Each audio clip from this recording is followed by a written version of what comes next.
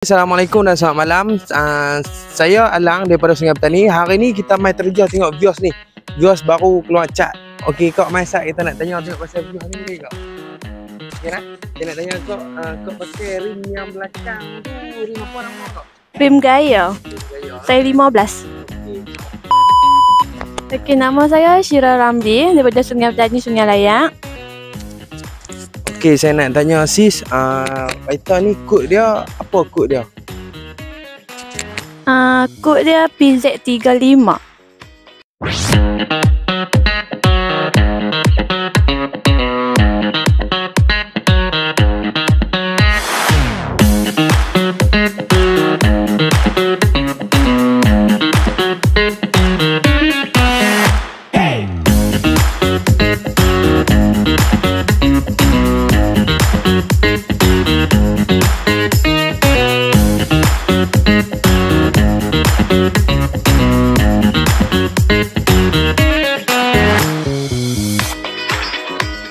Dan saya nak tanyalah kau pakai rim ni apa nama rim dia dan juga berapa JJ?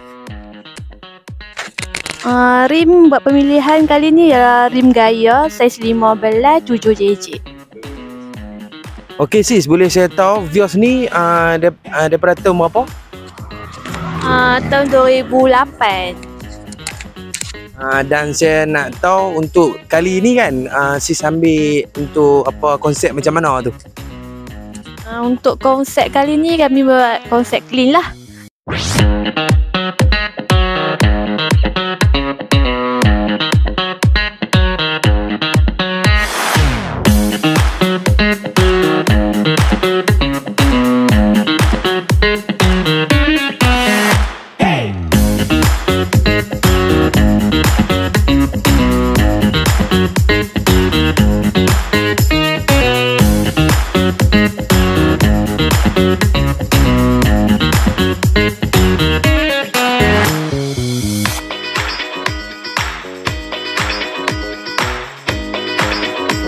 Bolehlah saya tanya noh.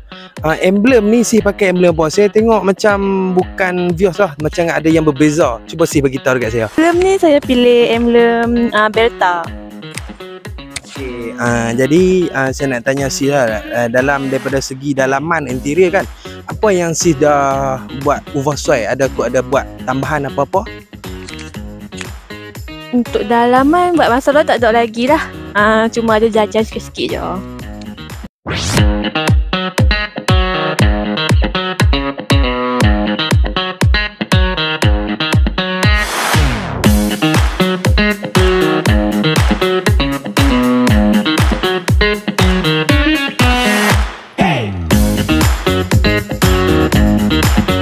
Saruh ni model apa? Untuk Saruh Toyota. Dan lagi satu saya nak tanya, saya tengok banyak sangat custom fender, bonnet dan juga bumper belakang kan. Saya tanya, sis custom dekat mana dan apa kedai aku ada yang apa sis tahu lah. Bonnet depan, belakang, tepi, kiri kanan semua buat kat Cairo Custom.